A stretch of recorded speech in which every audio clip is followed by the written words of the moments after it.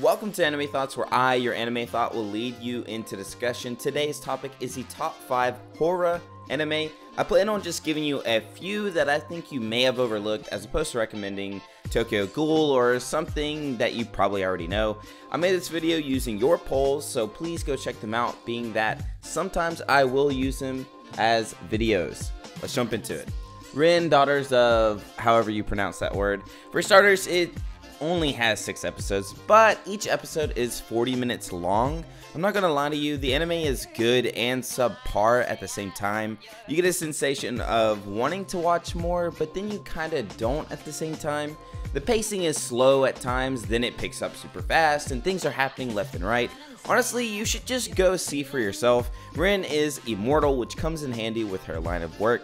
You see, she does odd jobs that require her to risk her life a lot.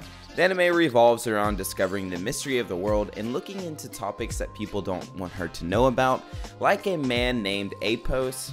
One last thing about the show is that it has a lot of scenes where the main character is naked. These scenes usually aren't meant to tease the audience, but more as if they are trying to shock us, if that makes sense. Sakurai. Normally when I talk about anime, I usually will rewatch an episode or two to refresh my brain, and my god, I ended up watching 6 episodes. I love the pacing of the show. I feel like it's easy to get invested and binge watch Sakurai. It is ecchi, but to be honest, I think it's like the perfect amount of ecchi for the anime. It's also kind of romancy in a way, but I know you came here for horror. The anime is about a dude that is super obsessed about zombies and a girl that is so overly protected by her father that the relationship goes south and he ends up killing her. Due to some book, Chihiro found he was able to make a serum that brought her back to life as a zombie. The story isn't your typical horror show, but it certainly is something you will probably enjoy. Ghost Hunt. Have you ever seen ghost hunters on YouTube or maybe on the TV where they look for activity and all that good stuff? Well, this is the anime version of that. Although in this version there really are ghosts that need to be exterminated. The anime has the comedy tag, so you get little tidbits of not really funny commentary, but the show has all the characters laugh like they're in a sitcom. Other than that, the anime is a neat version of Ghost Hunters, with several returning main characters. It's about Mai being into the idea of ghosts, where she gets thrown into the world of the supernatural due to her encounter with Naru-chan. After that fateful event, she now works hand in hand with Naru to remove ghosts from all sorts of places. Mononoke. The show revolves around a traveler that sells medicine during his travels. His alternative motive is to locate spirits and exorcise them.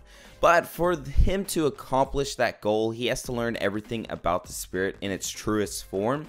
So basically he goes around killing spirits.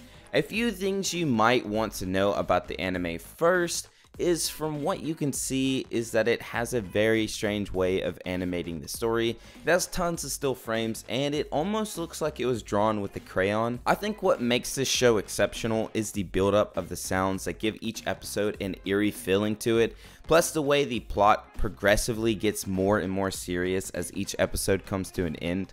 I can't say you will be able to enjoy it just because it is a huge leap from a traditional anime, but if you can get used to that, then this might be something you will come to love. Monster. The show starts off making you wonder why it even has a horror tag, or even why the title is called Monster. I think the anime is probably one of the best at slowly showing you more and more of why it deserves to be on a horror list. Monster at its very source is doing 2 simple things. For one, it's playing chess with your mind as Tenma tries desperately to resolve the confusion behind the man named Monster and also find him.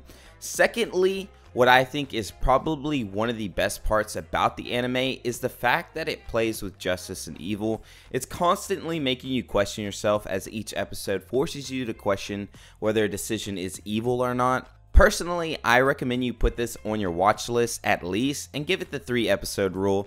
I would give more information about the anime, but I honestly think it's better to go in blind than knowing what's going to happen in the first few episodes. Thank you for making it to the end of the video. If you're ever wondering what anime to watch, just go ahead and subscribe because I'm sure I can find something for you. I have a Discord if you lot are interested. If you're wondering why my voice sounds weird, I'm actually losing my voice. I don't know what's going on. It's just disappearing from me. I hope you have a blessed day, and I will see you, weebs, when I see ya.